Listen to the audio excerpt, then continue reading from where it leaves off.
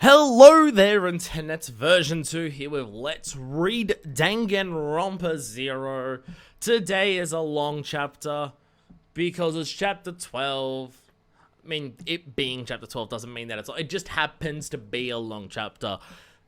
And Ryouko had passed out in the last episode, and Junko slash Mukuro, it's hard to tell. Because Junko referred to, I better go get that lousy sister of mine to go get this person. But it seems like Junko just grabbed Madarai, flipped him over her head, went on the ground to snap his neck. Again, Junko may be that talented physically. Yes, that is very possible. But supreme acts of shit like that are also completely Mukuro's territory. But Junko was talking about, I better go get that sister of mine to clean up this mess and everything. So it's hard to say whether that's real Junko or Mukuro Junko or how it is. I still say the first one that Ryouko met is probably the first one that Ryouko met, where next to the dead body, I'm gonna say that was probably Mukuro based on the fight. That one, it could have been a snake attack and just killed someone. Junko's probably capable of that, so that one could go either way. And that Junko spoke to herself, where, I mean, Mukuro could do that just to try and understand what her sister's like more and do the act better, but it could also actually be Junko. So that one I'm not sure about. The first one I'm gonna still guess is probably Mukuro. Either way, maybe we're not gonna find out now. If we even find that out, it won't be until much later. I can't imagine a third of the way through this entire story we'll find out who is who. Point is, today's chapter 12. I'll stop rambling and ramble from words in front of me on a screen. When I finally opened my eyes, there was a ceiling above me. It seems I fell asleep somewhere, but since, being forgetful, I always forget the circumstances I've fallen asleep in, I wasn't especially confused. I calmly turned my eyes from the ceiling and saw a window. A clear beam of sunlight came in through a gap in the curtains, illuminating the white room I was in. It seems it was morning. This room, it was a room I couldn't remember, but that's the same as always too. Anyway, my first order of business should be to calmly confirm the situation in Ryouko Otonashi's memory notebook, and so I calmly tried to rise up from the bed. Then realized that I couldn't. What's going on? My body was firmly tied to the bed with a sturdy-looking rope. It was a magnificent knot I can only describe as craftsman-like, and it bound me so tightly I could hardly move my body at all. I couldn't even turn my neck well, which made looking around the room impossible. At this point, didn't you say that you looked over to the window? Well, you might have only moved your eyes, that's hard to say. What was I going? Yeah. At this point, I finally started to feel panic at this incoherent state of affairs. In other words, I went from going, what's going on, to, what's going on, with a bunch of punctuation marks. Ooh, what's going on? No. But no matter how much I struggled, all I could do was shake and rattle the bed. Not only did the diligently tied rope show no signs of becoming looser, it actually seemed to be getting tighter. Someone! I started screaming, carried away by fear. Help me! Once I started, I couldn't stop. Please! I screamed and screamed and screamed. Someone help me! Then, after my earnest calls for help had been going on for a short while, "You're being too loud, dung beetle." Okay, we know who that is. The words were abusive, but my heart started beating even faster than it already was. Matsuda-kun, if you want to scream, do it more quietly, you dullard. It is you, Matsuda-kun. From the moment I knew for certain that the mocking voice belonged to my beloved Matsuda-kun, my only desire was to rush and search for him. But since my head was tightly tied to the bed, I couldn't even look around. "Where are you, Matsuda-kun?" I called frantically. "Where? I'm right under you. Isn't that obvious? Under? Huh? Under me. I'm under the bed you're lying on, you cheap woman." What the fuck? Even disregarding his cheap woman comment, what he said was most unexpected. Why are you under the bed? I'm doing mental concentration exercises to subdue my anger. Jeez. Being in the midst of a bondage situation, I couldn't confirm it with my own eyes, but his voice certainly seemed to come from the other side of the bed. It seemed he was, in fact, under it. Are mental exercises usually done in kink? For me, they are. It seems that Matsuda-kun is a man of many colors. "Hey, Matsuda-kun, if something is troubling you, you can always come to me. I'll listen to your troubles anytime. I think I'll take you up on that offer then." Matsuda-kun breathed deeply once, and then suddenly started talking his mouth off. "On the dawn of a sleepless night, I was informed that an ugly friend of mine went missing, so I had no choice but to go searching for her all over the place. When I came back to the lab, I suddenly discovered her ugly, dirty body lying on top of my bed, sleeping like a log and snoring to boot. Care to tell me how best to handle the anger that had engulfed me then?" That sounds like a truly ugly friend you have. It's you. Yep, that was to be expected. So I've gone missing? Someone who can't even remember themselves going missing shouldn't be allowed to act freely. I guess tying you up was a good decision. That means the person who tied me up was Mitsuda-kun. How surprising. I wouldn't have imagined he could he could tie such a muscleful knot. It's even a little stimulating. Oh, of course it is. Anyway, I'm going to keep you tied for a while so you can reflect on what you did. How long would you estimate a while is? Let's see. Until the next World Cup would be... That's too long! Well, depends on what year this takes place in. How do you even know what a World Cup is or how long away it is? You don't even remember the date. I guess you have a point. Well then, we'll make it most of today. Even that's a little excessive. One shouldn't tie their lover to a bed for an entire day. Who are you calling your lover? I'm not the type of weirdo that would have a vermin as a girlfriend. Vermin? I couldn't find anything to say in response to his excessive nastiness. In any case, it appears that he really was angry, and not just faking it. The fact that he now stayed quiet proved it. Dude, if you're going to go to the effort of tying someone to a bed, there's something. Come on. On top of the bed, I was silent. Under the bed, Mitsuda-kun was silent. That awkward silence continued for a while. After some time passed, Mitsuda-kun sighed and said, "Honestly, you've always been that way." Huh? What are you talking about? I just remembered. Something like this happened before. You've always known the perfect ways to irritate me. I'm not sure if I want to hear about it or not, but I guess I want to after all. So what happened before? Mitsuda-kun started telling the story slowly, and as he struggled to turn the memories in his head into words. It was just after you started elementary school. I was surprised at how old this story seemed to be, but at the same time I was happy. It meant I'd been together with Mitsuda-kun ever since I was little, and then he remembered such an ancient story about me. But I don't remember it, of course. Nothing I can do about that. You were skillful in the sandpit and started building a surprisingly large and intricate sand sculpture at the public park. It was modeled after the Sagrada Familia Church. That's really amazing, isn't it? I mean, a tiny elementary school student deciding she wants to build the Sagrada Familia? And on top of that, you even knew how to use some advanced techniques involving hardening the sand with some water. It took you an entire month to build, and no one ruined it? Jeez. An entire month? The real Sagrada Familia had been under construction for over 120 years, and it still isn't complete. It isn't too surprising it would take that long to build a perfect replica out of sand. But still, an entire month! I wonder what I wanted to prove back then. It was truly an amazing sand sculpture. No one could believe it was built by an elementary school student. As you were getting closer to completion, many people from around the neighborhood came to watch your work. It was a huge success, but you never did get to complete it. Huh? Why? You said I was really close to... Mitsuda-kun answered my question in a somewhat depressed tone. Someone destroyed it. Just when it was about to be completed. Yeah, of course. Destroyed it? An image suddenly appeared in the back of my mind. An image of the pitiful wreck of a sand sculpture that's been trampled on. Well, what the heck? You have to be a truly heartless person to destroy the work of an elementary schoolgirl? I was still tied to the bed, but my voice had fire raging in it. Well, I didn't... So they always give the emotion behind it afterwards, so my voice acting is probably very off point for a lot of it. But oh, at the time you said the same thing and you started crying hysterically. You cried continuously for almost an entire day. Well, that's to be expected. I felt intense sympathy for my elementary school self. As you'd expect, I felt angry about what happened, decided to go search for the culprit myself. But no matter how much I searched, I couldn't find a trace of them. There wasn't even supposed to be anyone at the park when the Sagrada Familia got destroyed except for you. I couldn't find any other witnesses, and my investigation reached a dead end. I think I got really depressed at that point. I remember sitting on a bench at the park, staring at the remains of the Sagrada Familia, when you suddenly came running to me. Surprisingly, you had a huge smile on your face, like I've never seen before. Ah, I got it. I must have found the culprit myself. No, that wasn't it. You sounded as if it would be much better had that been the case. You came and whispered in my ear. You told me to keep it a secret, but it was you who destroyed the Sagrada Familia. Huh?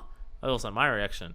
I was struck by complete surprise. So I spent a full month working on a sand sculpture, and when it was nearing completion, I destroyed it myself?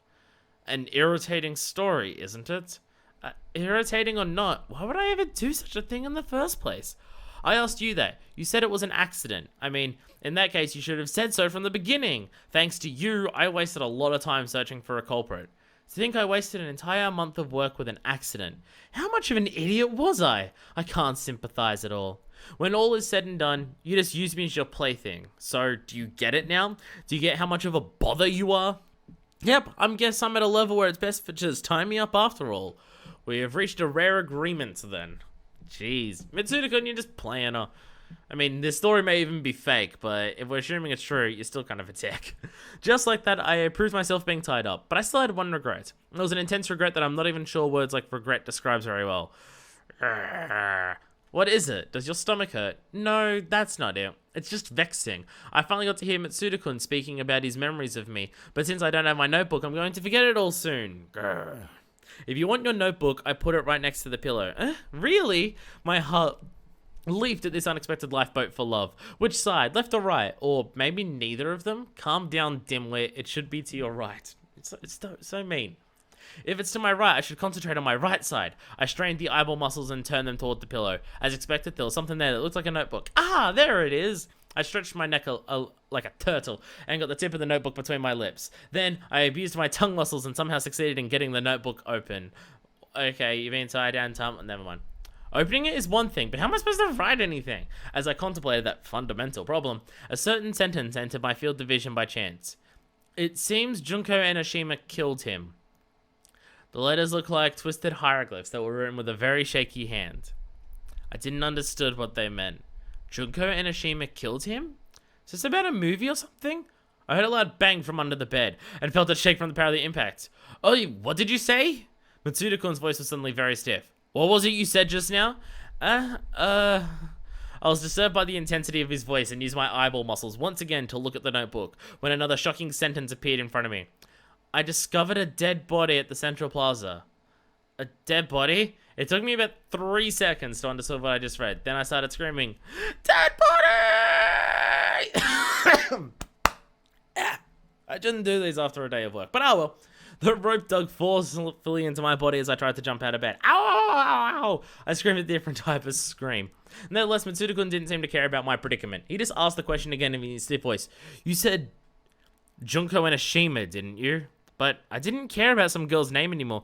A dead body. It says here I found a dead body. What am I going to do? What do you do when you find a dead body?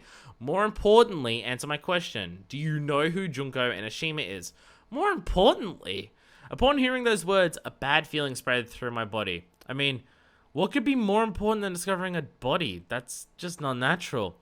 Hey, Mitsuda-kun? I boldly decided to ask him directly. You seem to be worried about that Junko Enoshima person. Is she a friend of yours or something? I could hear a short gulping sound from under the bed. Hey, Mitsuda-kun, there is no dead body. If you really had found one, the school would have been in an uproar by now. There is no way you did. That's not it. About that girl. What was her name again? I looked for my notebook and discovered that if it slipped to the area of my chest when I was screaming and struggling, no matter how much I stretched my neck and tongue, I couldn't get to it anymore. That's enough. I was mistaken. That girl had nothing to do with either me or you. Forget about it. Well, clearly not did. For some reason, I got the impression his words were colored with irritation. But I can't just forget it that easily. I mean, it was written right there in my notebook, so it must be something that really happened to me. That's not necessarily true. Finding a body, meeting a strange girl, they're most likely just stories you made up. You're simply mistaking them for true memories right now. I'd never make up stories in my notebook. I mean, if I did, they'd get mixed up with my memories, which would be a terrible thing. Maybe that's exactly why you did it? I'm thinking you may have had mixed fake stories in with your memories on purpose. My heart became hazy as I listened to his blunt words. Why would I do such a thing? You're always saying how nothing has anything to do with you. Nevertheless, you must feel lonely sometimes, don't you? You can't retain any memories, so you can't form connections with anyone around you. I'm sure that can get very lonely. Huh? I felt my breathing becoming rough. That's right, you got lonely. That's why you fabricated all those delusional stories. I've never been lonely, I screamed, not being able to take it anymore. Oh, and you remember that? Mitsuda's sullen voice yelled back from under the bed. He's such a dick. He's such a manipulative dick. Jesus. That's not it at all. I screamed even louder. Mitsuda-kun's words were so off the mark. They so misunderstood who I was that I couldn't do anything but scream. I'm sure I told you a million times. I'm sure you got tired of hearing me blabbering about it. As long as I have Mitsuda-kun, I'm fine. As long as I have Mitsuda-kun, I never get lonely. I'm sure I've told you that many, many times. I screamed so hard, my breathing got out of order. I screamed so hard, my voice buzzed inside my own ears. It might have been a cowardly to shelve my own forgetfulness, but I wanted Mitsuda-kun to remember, no matter the cost. I couldn't give up. If I can remember that despite my forgetfulness, how can you forget it, Mitsuda-kun? After the echoes of my screams were gone, there was silence. An awkward silence. Finally, Mitsuda-kun broke the silence with a whisper. Anyway, what's written there is a lie. He probably wanted to put an end to the conversation once and for all, but I couldn't accept it that easily. But if this notebook is a lie, if I can't trust my own notebook anymore, what is there left for me to believe in? Believe in me. Oh, manipulative dickbag. Believe in me and forget what's written there. Had these been normal circumstances, my heart would probably leap at those words, but that was impossible right now. There was a conflict inside my heart that overcame any heart throbbing. The only two certain things in my life clashed heavily, and I was flailing violently from the shock, as if I was a small boat caught in a storm. Ryouko Otonashi's memory book was the one and only trusted route to my memories. Mitsuda-kun was the one and only existence connecting me to the rest of the world. In other words, I have the ultimate choice in front of me. Should I believe in myself, or should I believe in Mitsuda-kun? I finally reached a conclusion. In that case, always be by my side, Mitsuda-kun. If you do, I can give away my memories. Jesus. He's such a dirtbag.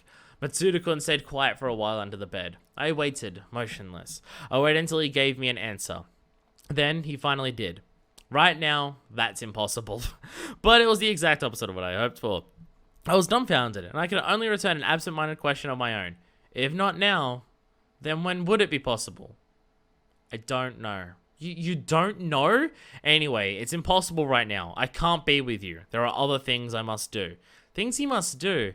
I guess that must be... I see. The most important thing to you is your research, which means no matter how much I choose you, you will not choose me back. All I could do now was grudgingly whisper those words of resentment. No, that's not it. It seemed Mitsuda-kun was about to say something, but he held his tongue at the last minute. He sank into silence and said nothing more. It doesn't matter how much I wait. He is never going to say the words I yearn for. In that case, at least cure me. My heart felt hot, and my view of the ceiling got blurry.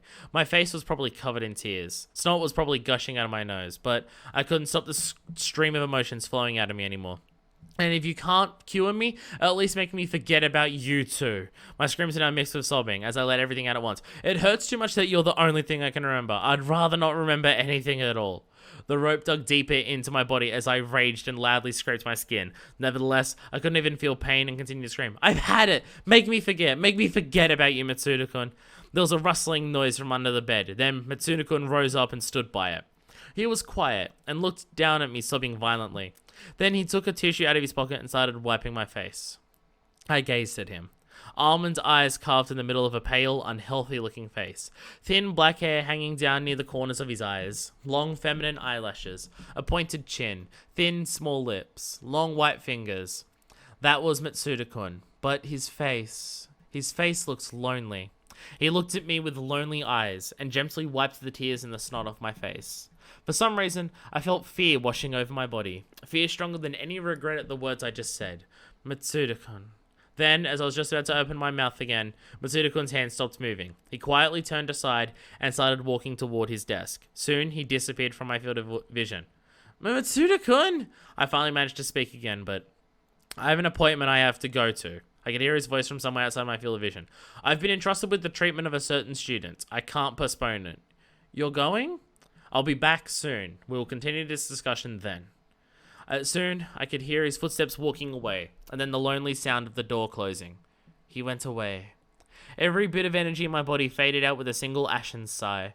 Then I suddenly remembered the heavy pressure on my chest. He could have at least loosened the rope. My body was engulfed with fatigue, but the pain wasn't the rope's fault. The source was clear. I closed my eyes, trying to escape the anguish. I wanted to fall asleep. I wanted to forget everything. With that thought in mind, I slowly started dissolving my own consciousness away. Slowly. Suddenly, I felt the floaty feeling of my body being released. Huh? I gathered up my dissolved consciousness, and when I opened my eyes, I discovered that the rope had bound to me was untied. Mitsuda-kun! I rose up from the bed and looked around the laboratory, but there was no one there. So how did the rope become untied? I wondered if it could have been a time-based mechanism, or if I could secretly be a talented escape artist. As I contemplated those possibilities, I took a look around the laboratory. I noticed a hot water dispenser on one of the tables. I guess I should make myself some tea to calm me down. At this time, sure. Soon after the idea came to mind, I poured some boiling water into a small teapot. The fragrance of tea leaves tickled my nose. I poured myself a cup of tea and slowly sipped a mouthful. The hot, strong liquid washed down from my gullet to my stomach, and I finally calmed down. I see you finally calmed down. Eh? A small boy I didn't recognize appeared out of nowhere and was standing in front of me. Oh, okay, it's him. Kah! I dropped my teacup in surprise and hit directly on my foot. Ah! I writhed from the sudden agony. Haha, you sure are a scatterbrain, sister. Who are you? I managed to ask the innocent-looking, laughing boy through the pain. You've forgotten already. Didn't we meet just last night? We met last night? I dragged along my foot, which was already numb with pain, and stepped to the bed where Ryouko Otonashi's memory notebook was still lying. I picked it up and leafed through the pages. Ah, I see. I suddenly remembered. Could you be the boy I left a message to Mitsuda-kun with at the dorms? Bingo! You're perfectly correct. I am Yuto Kamashiro, a student, Hope Peaks Academy's 77th class. When did you come in here? I asked. I mean, I didn't notice him entering at all. Well, it's natural that you didn't notice. Kamashiro-kun suppressed a giggle and sat down on top of the desk. But that's the wrong question to ask. Huh? What do you mean?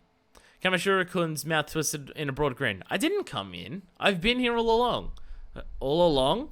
Well, ever since Yasuke Matsuda tied you up to the bed with a rope at least. I heard every bit of that lover's quarrel you had after that, of course. Speaking of, that sure was one impressive knot he tied. I'll have to ask him to teach it to me some other time. In other words, I tried using every bit of my brain to make sense of the situation. You've been hiding somewhere in the lab since the beginning, and peeped all what Matsuda-kun and I were doing? How rude! I may be a pervert. Cool. Maybe. Are we sure it's not sex pest? But I'm not the kind of pervert who hides and peeks. Kamashiro-kun puffed his cheeks. I wasn't sure why he was upset. But if you weren't hiding, we surely would have noticed you. I mean, if not me, Matsuda-kun would have... You still don't get it, do you? Very well. Let me explain it directly. Kamashiro-kun suddenly thrust out his chest. You didn't notice me because of my talents. What the fuck? I am super high school level secret agent, after all. He puffed his chest even more, and soon he looked as if he was bending over backwards. Super high school level secret agent? You know, like in 007 and Mission Impossible. You must have seen one of these movies at some point. I'm just like that. A spy, if you will. Okay, so we've just got spies. Is the best teenage spy going to be that good? I mean, how many teenage spies? Like, teenage baseball players, a bunch of them. Teenage scientists, it could be a couple. Teenage detectives, Kyoko's a special case, but I mean, like, there'd be a couple of them. How many spies would there be? A spy? Unfortunately, I don't remember of ever seeing either of the movies he mentioned, and couldn't quite grasp what he meant. As long as I can remember, people have been telling me how short and plain and insignificant I look. While speaking, he took out a large melon bread from somewhere. Honestly, it's a mystery where he could hide such a thing inside his outfit, and continued, chewing loudly. When I was a child, I hated my lack of presence. But then I had a realization. This is not a disadvantage. Quite the opposite. It's an incredible talent. I mean, if you have no presence, no one's gonna notice you. I could flourish as a spy or a ninja. Yep, it wasn't a fault at all. It was a talent bestowed upon me from heaven. If I use it, I could become a super spy that saves the world. The kind that gets a license to kill. So you want to kill? Cool, you're a cool person. Is there like any character in this who just isn't a total dick? The second he finished, Ryouko, I guess. The second he finished talking, Kamashiro-kun stuffed the rest of the melon bread he still held in his hand into his mouth. Oh, I'm doing Ryouko. I thought I was... Never mind. In other words, you weren't hiding at all, but we simply couldn't notice you? Kamashiro-kun gulped down the bread into his mouth. Yes, exactly, he said, smiling wildly. At first, I came in here in order to fulfill the promise I made to you yesterday. You know the message I was supposed to pass? But when I got here, I saw you and Matsuda-kun already found each other, so I thought the message wasn't necessary anymore. But it was a waste to just go back home, so I thought I'd go and show off my talent. Show off your power, I frowned. But why? So I could help you with that incident you've gotten yourself into it with, of course. Kamashiro-kun looked at me with passion-filled eyes that didn't quite match his boyish face. Now that you've seen me do it, do you get it, right? I can easily gather any information you require. I can solve any problem. The more dangerous the incident, the more excited I get. That's just the type of man I am. Even if it turns out to be about a terrorist plan to steal a nuclear warhead. My body shivers just imagining that. So you're just a danger file, okay? Is it that? Yeah, that's it, yeah. Kamashiro Furifile? Phobophilia? No, that's not a thing. Kamashiro-kun's body indeed shivered a little in excitement at his own words. His entire body oozed some strange kind of innocent madness. So how much are you going to be on site to spare? Because you feel like it at the moment. You're a strange one, aren't you? Fair enough. If I wasn't, I wouldn't be in this school. He was right, of course. This is Hope's Peak Academy we're talking about here. I'm probably just as strange. Oh, we get an image of him. Hello. Yeah, you're just a tiny little shit kid with a lot of either arrows or something behind your arrows and a whole bag of that. You're just in a suit. Yeah, your face is like the most nothing face. Yeah, that's fair. That's fair. Okay. Well, let's keep his feet and let's keep his dick in view while we read this. Why not? Let's be weird. So what are you going to do, sister? I think your best course of action right now is to gain another ally. And not just a regular ally. I'm a specialist. A pro at intelligence gathering. Kamashiro-kun pulled out another piece of pastry. Does his outfit really have the space to store that many? But his hand suddenly stops before it entered his mouth. What the? This is peanut butter bread. What a disappointment. His shoulders dropped, dejected. Is peanut butter bread really a disappointment? It sounds delicious to me. Why would you put it in there if it was not delicious? What are you saying, sister? Peanuts and bread are the worst possible combination. It's like trying to eat miso and rice together. Is that... Well, I think that comparison made it even harder for me to understand, but I just said, yeah, of course. I didn't think it was worth bother the fighting over, so I decided to let it slide. Well, he has melon bread. I mean, that may be an actual thing, but peanut butter sandwich, like, whatever. So you do understand. Here, you can have it. Having cheered up, Kamashiro-kun handed me the sticky butter peanut bread, then anxiously thrust his hand into his shirt again and pulled out a new pastry. He's holding out a bag in that picture. Yes, a Yamazaki Madeira cake. Madeira cake. Oh, Madeira cake is good. He seems he hit the jackpot this time. His cheeks puffed and a wide smile appeared on his face as he started chewing the bread. What did you just say? Kamashiro-kun. So what are you gonna do? He said, his eyes turning scarily serious as he gave me a questioning look. That is, I think your only option is to let me help you. As far as I can tell, you're the type of person who can't do anything properly by herself, and all you've achieved so far is just wandering around in confusion. When you have plumbing problems, you call a professional plumber, and when you've gotten involved in the kind of trouble you're in right now, you need a professional like me. I'm exactly the type of person who can clear up this kind of incident. Right now, we fit together like... Fuck you. You're a confused person in trouble, and I'm a person who can solve such problems. It's easy to tell what the next step should be, isn't it? It's even... Fuck off. Wait a second, I stopped his speech, confused. What's wrong? Didn't you break character a little bit just now? Not really, he answered nonchalantly. I guess I was just imagining it then. I thought I heard him pepper his speech with some inappropriate phrases, but I must have not been paying attention. I just heard him wrong. That must be it. So, have you decided what you're going to do yet? You're just going to continue wandering around in confusion. Your troubles are never going to get solved. I think your best course of action right now is to make the right decision and let me handle things. This sounds sus as fuck. I'm just putting that out there as the... This is sus. This is super sus, extreme sus. My troubles. At this point, I had to read my notebook again in order to put my thoughts in order. I had already forgotten what the exact nature of the trouble I was in was, but the moment I reached the explanation, my heart started palpitating at an unusually violent pace. I closed the notebook in panic. Oh my god, oh my god, oh my god, oh my god, oh my god, oh my god. We're gonna have this reaction a lot, aren't we? Because she keeps forgetting. Oh yeah, dead people. It was unreasonable, beyond unreason. It seems I've gotten involved in an abnormal situation to top all of normal situations. I am pretty sure I won't find a way to handle such a situation inside Ryouko Ozunashi's memory notebook, no matter how much I search. I don't have enough data, and I definitely don't have enough experience. Oh my god, oh my god, oh my god, oh my god, oh my god. I raised my eyes in haste, and then met the eyes of the boy in front of me, who was still chewing some kind of pastry. It seems you made your decision. Huh? Well then, I guess I'll have you tell me exactly how you got yourself involved in this incident right now. Seems he could read something in my eyes, and was all ready to take over. He's right though, there's probably nothing else I can do. If I can't take care of this myself, I have no choice but to rely on other people. Even I can understand such simple reasoning. Other people. Other people who are not Matsuda-kun. Seems the time has finally come to put myself in the care of people who have nothing to do with me until now. What are you waiting for? Come on, let me hear all about it. Go on. Okay. Urged by Kamashiro-kun, who acted like a dog craving pet food, I opened my notebook again. But before I could explain about the trouble I was in, I first had to explain to him about my forgetfulness. Huh? I can't say I'm jealous. That is one interesting trait you got there. His face looked like he had just seen an unusual souvenir from some exotic foreign country. I continued my story. I told him about the past memories that were stolen from me, about how I was invited to the Central Plaza and found a dead body there, about my meeting with Junko Enoshima. The events I was reading in my notebook were enough to make my voice tremble, but Kamashiro-kun just listened attentively, narrowing his eyes. Then, as I completed the first part of the story and came to a pause, he finally spoke. I never imagined I'd hear Junko Enoshima's name here. Okay. So, people... Okay, so you... Okay. So, you're super something. Huh? I have a feeling I recently got the same kind of response from someone else. Oh? Are you surprised I reacted to Junko Enoshima's name more than I did to the dead body? It was just the same with Mitsuda-kun before. I guess you were right, sister. You really are forgetful. That's amazing. It's not really something you should admire, you know. Kamishiro-kun pulled himself together in agreement. Well, I think I get the general idea about your situation. I'm a super spy, so I don't get too shocked by dead bodies, but this really is quite an incident you got yourself involved with. And if that Junko Enoshima girl is connected to it, then it's probably also an especially atrocious situation. Yep, you were right when you decided to let me handle it. Okay, what's the deal then? Tell us about what people know about Junko. Do you perhaps know this Junko Enoshima? I asked. He talked as if he did. Not directly, no, but I feel that she and I share a destiny. A stiff destiny. Come on, really? Excuse me? You sure had an experience straight out of Hollywood blockbuster, haven't you? No need to worry, though. Whoever the lead character was previously, I'm taking over that role now. Wow.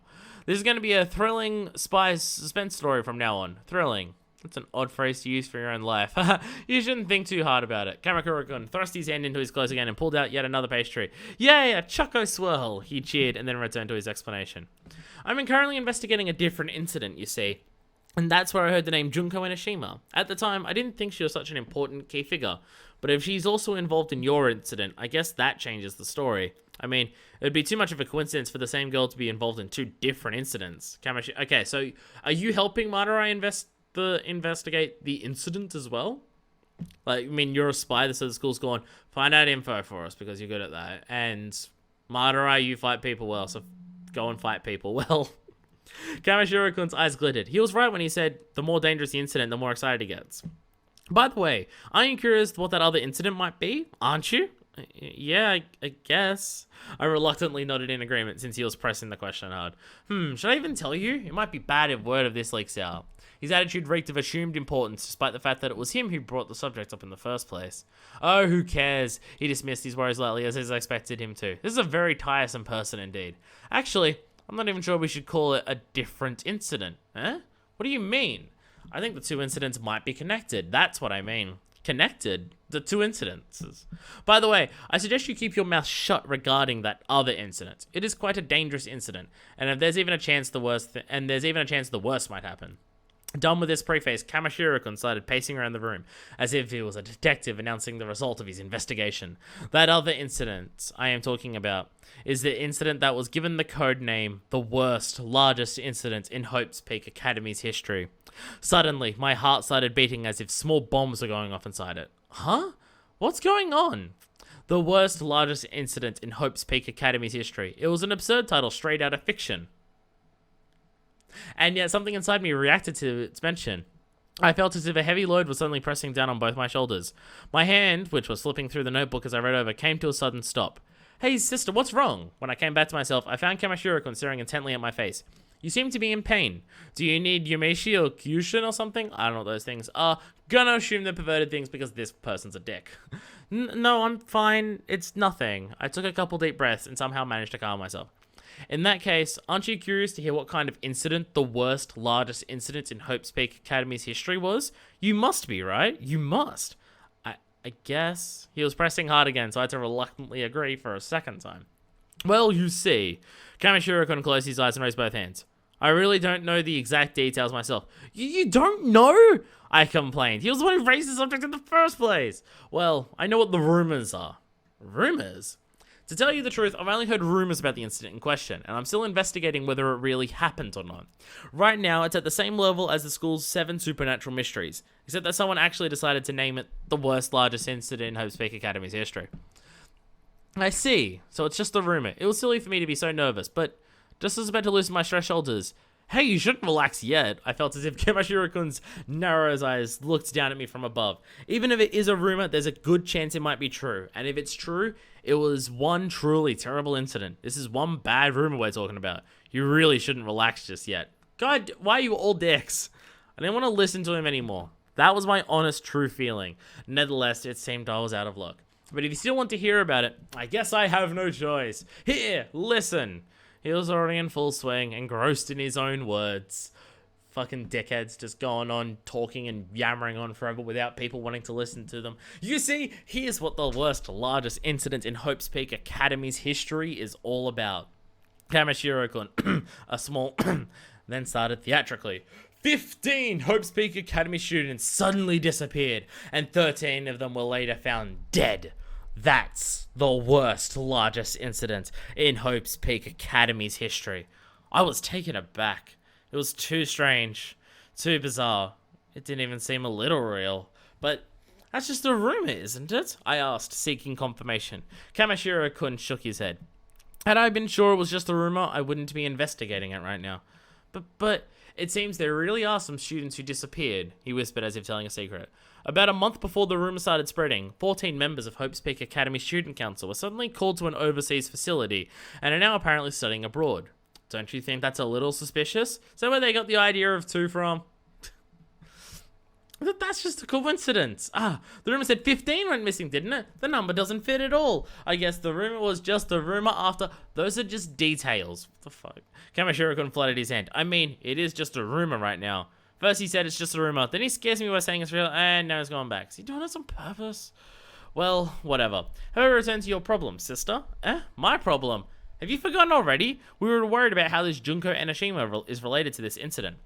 I looked down at my notebook again. Oh, that's right, I remember. This strange rumor about dead students has nothing to do with me. What I should be worried about is this insane girl called Junko Enoshima that I encountered.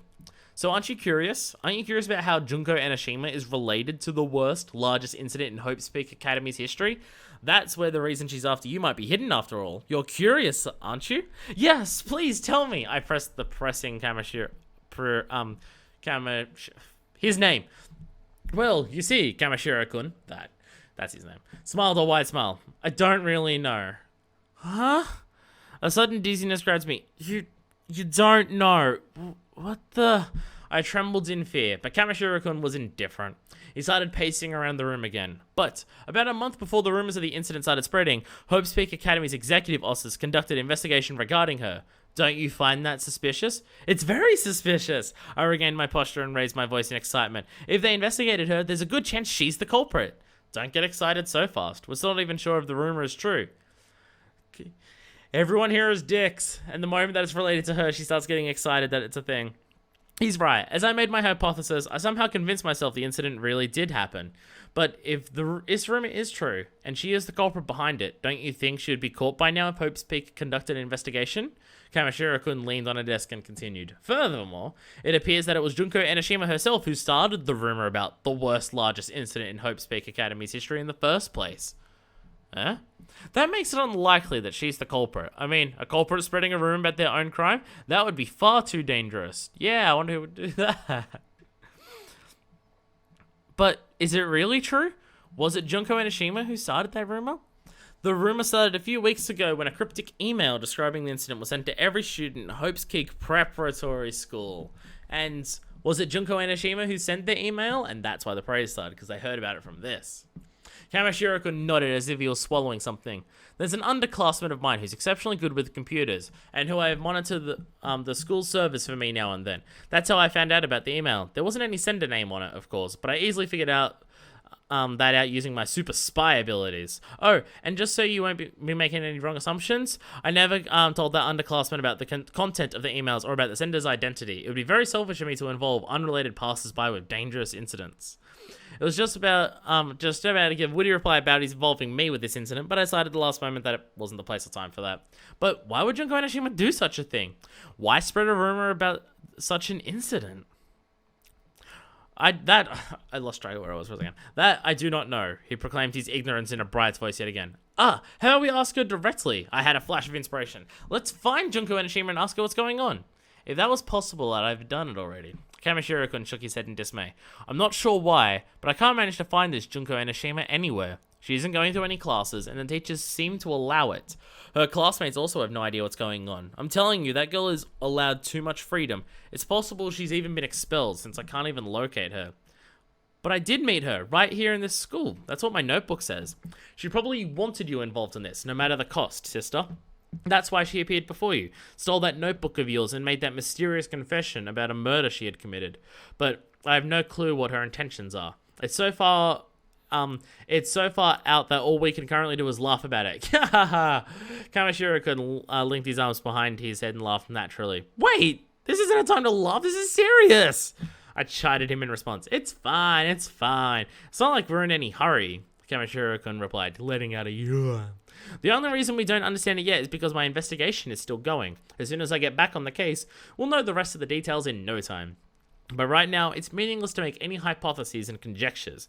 By which I mean, leave the rest to me! Kamishiro-kun produced yet another pastry from somewhere, as if to signal that the conversation is done. Ah, the legendary three-flavor Danish. He puffed his cheeks happily. Oh, I almost forgot. He suddenly turned his back to me, licking the sugar off his fingers. We haven't yet discussed the matter of remuneration, have we?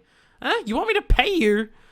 Don't worry, it's not money that I want. I'm not asking for anything important, really. Don't you fucking dare. Don't you dare. Nothing important. So what do you want me to... What? So do you want me to buy you some pastries? Pastries that can satisfy my appetite are extremely important. He shook his head so vigorously I could almost hear the noise it was making. So what? I tilted my head in confusion. You see, I want you to let me do...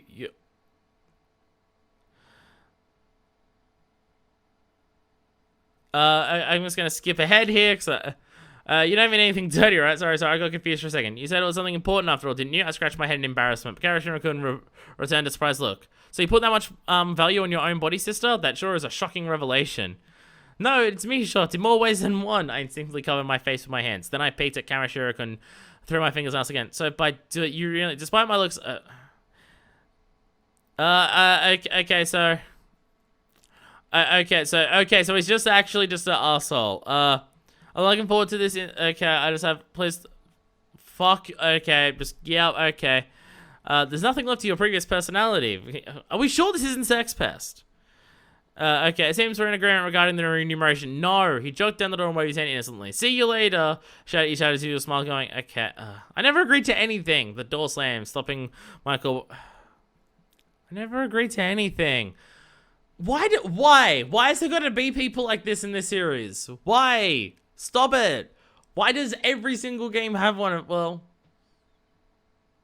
did Danganronpa 1 have one? I don't think so. No, I'm thinking because Danganronpa 2 had 2 of them. Fortunately, one of them was killed super quickly, but the other one fucking survived to the end, the bastard. Well, I guess they technically... Not important. And, I mean, Danganronpa, Ultra Despair Girls didn't have a character that did that, but that's a significantly worse. Why? Why is it going to be like that? I muttered fruitlessly to myself as I sat down on the bed exhausted, but it was only a verbal agreement. I'm not even sure such a one-sided argument can really be called an agreement. Called an agreement. I mean, no one asked him to come and stick his neck to my troubles, right? But that was obviously entirely one-sided. No feminist group is going to stay so quiet if someone gets away with something like this. And that's why. It really has nothing to do with me. Yep, I should just ignore it. It's best to just ignore it. I laid down on my bed, muttering in desperation, when suddenly I heard the lab's door opening again. I thought Kamishiro might have heard my mutterings and came back, so I was in panic, but my heart jumped at the sight of the slender, fair-skinned man at the door. Ah, Matsuda-kun! I jumped like a sprinter straight into his chest. You're late! I've been waiting for so long! The body I was embracing was awfully stiff. Huh? Is something wrong? I should ask you the same thing. Don't you want to continue our conversation from before? What conversation? I had no clue what he was talking about. I had already forgotten it. But I didn't care. I don't know what happened before. As long as Matsuda-kun is here, everything is fine. Did we talk about something before? I tilted my head and then buried my face deep inside his chest. Purr. My head remained buried in that chest for a while. I thought he would chastise me for not for getting him dirty, but instead he finally said 2 unexpected words. I'm sorry. Wow, what? I raised my head in surprise. What are you sorry about? Matsuda-kun stared at my face for a short while and then coughed a small cough. No, it's fine if you don't remember, but in any case, I'm sorry. He said, there was a little bit of dust on my screen, so I couldn't see whether it said harshly or bashfully. Bashfully turning his face away. I didn't understand exactly what he was saying, but for some reason my chest tightened with deep emotions, replacing the thunderous beating of my heart. I buried my face deep in his chest again, and as I stand there, swallowed in his chest, I started forgetting. All the dirt and filth that clung to the inside of my body crumbles into nothingness, leaving nothing but pure, empty feeling. Nothing matters except this very moment right now. I'm a little worried about his sudden apology, but even that is not such a big deal compared to this moment's happiness. Right now, this very moment. That's the only important thing in the world. I don't know anything. I don't know about anything but this moment. Nothing exists for me except this moment. This moment won't even turn into a memory. And that's why I have to treasure this moment's happiness. By the way, what happened to the rope? I suddenly heard Mitsuda-kun's voice from somewhere above my head. What rope? You don't even remember how you escaped that knot? No, I'm sorry. I really can't leave you alone for a second, can I? I'm sorry. Mitsuda-kun shook his head and sighed, but his face had a happy expression on it. By the way, it's starting to hurt. Oh, come on, just a little longer, I pleaded like a spoiled child. Mitsuda-kun gave up with a sigh, then slowly let his body relax. As I felt his body growing softer, I was immersed in a feeling of satisfaction and achievement, as if at that moment I could grasp the entire world inside my fist. This is my world, the world of Red Bull. I closed my eyes, a feeling of euphoria flooding over me. I could hear the beating of his heart inside his chest. That constant beat was the final blessing for me, the girl who had just gotten everything she ever wanted in her hands. The parade, whispered Mitsuda-kun suddenly. Did you say something? I replied, keeping my eyes closed. Somehow, the parade is growing louder again outside. I tried listening, but thump, thump. I couldn't hear anything but the beating of my heart. There's no one here except for me and Mitsuda-kun. Nothing other than that has anything to do with me. And right now, there wasn't even anything left to say anymore. I spent some time buried in my beloved Mitsuda-kun's chest. Then I reluctantly parted with my beloved Mitsuda-kun and returned to my room that didn't have my beloved Mitsuda-kun in it. I thought of my beloved Mitsuda-kun as I took off my shoes. I whispered my beloved Mitsuda-kun's name as I climbed into bed, and then I drifted into sleep, where dreams of my beloved Mitsuda-kun awaited me. That's all there is to it. Nothing else has anything to do with me anymore. And that's the end of another chapter. And chapter 13 and 14 also, again, seem really short, combined, and it's, I don't know. That's the combining chapter thing is weird. So, Kamashiro's a dick. God, why? Why is every character in this got to be a dick? And why does every Danganronpa game got to have a character like this? Of just total massive sex pervert who doesn't actually get the, well, maybe Kamashiro will get their comeuppance. I'm expecting this story to end with no one left alive. I'm kind of expecting this story to just roll straight into Danganronpa 1, which would require every single person dying except for Junko and Mukuro. I mean, maybe not everyone will die, but there has to be, I'm guessing there'll at least be some thing of hinting at what their fate will be once the tragedy starts. Which then the people where most of them will die probably, especially being at the school itself. Because it seems like the two classes that were there during Danganronpa 1 and 2 are pretty much the only ones left to an extent. So maybe Kamashiro will get his. But god damn it, why? Why does every game, why does every Danganronpa thing, I keep calling this a game, but no. But why does every Danganronpa thing gotta be like this? Come on. So we didn't really learn much this chapter, which is interesting. I mean, there's more character things with Mitsuda, because I have this strange feeling that Mitsuda, before Ryouko lost her memories or something, genuinely did care for her, and they may have even been a couple before then. But then when she started losing her memories, he started getting resentful and angry towards her for never being able to remember anything. I mean, there's the very, very tragic real-life stories of couples where one of them ends up getting Alzheimer's or dementia or something similar to that, and one of them ends up becoming very mean and cruel to the other one because of the fact that they do keep forgetting everything. Slash, he may be trying to make her forget, or he's trying to be mean to her as much as he can to drive her away so he doesn't have to be hurt by the fact that he's doing that. I mean, he's still a dick. None of this is to say that it's excusing his actions, because he's still a total dick, just trying to understand his actions. This seems to be the first time that he's ever had any actual amounts of happiness to what he's doing. Even when he's doing his work or going to go do his work or whatever, he doesn't seem particularly happy about it or even at peace. Where that one moment there, before he could hear the parade, seemed to be the moment where he actually had some level of peace to him. So there's that. But in terms of what we're learning about the incident and the connections of them, I mean, I mean, if this was the first thing of Danganronpa that you ever saw, then learning that Junko had something to do with the incident might be a surprise, or that Junko started the rumor herself, or sent the email out to the parade, and that's how the parade found out. But it's not really learning that much about the incident or what's going on from there. I mean, I guess it's setting up pieces so we know what happens. So, like, this is kicking the story into gear of there's something that's got to happen. So this is kind of setting that up to characters now have their motivations / they know what their plan of attack is to go about what they need to do from this point onwards. It maybe took a bit too long to do that. It was 50 minutes, and in that 50 minutes, I feel like we learned less than we did in the previous episode, which was like 15 minutes long, of seeing another Junko appear and killing Madurai. Or that at least raised more questions, and we kind of... more things happened, where this took 50 minutes and very little happened. I get it, setting it up, but it's more so just... And it's also, this is really the first time that we're establishing the character of Kamishiro, so I guess that's also why it takes so long. I don't know. So you get to the end of 50 minutes and you don't really learn anything, and in terms of plot, not much advances forward outside of characters going, I agree, let's investigate the plot. Not much happened. Like, I get its purpose of being this long and what it was doing here. It's just, it still feels weird to get to the end of it and not much has actually happened from that point. Anyway, either way, on the next episode, it's chapter 13 and 14 combined, and the next, well, words where the word chapter appears in here. So maybe not the next couple, because like 13 and 14 are combined, but it only shows as one on my little listing. The next like 1, 2, 3, 4, 5, the next 6 bits of these, like where the word chapter appears, are as long as what we just did. So I don't know if I'll do them all at once.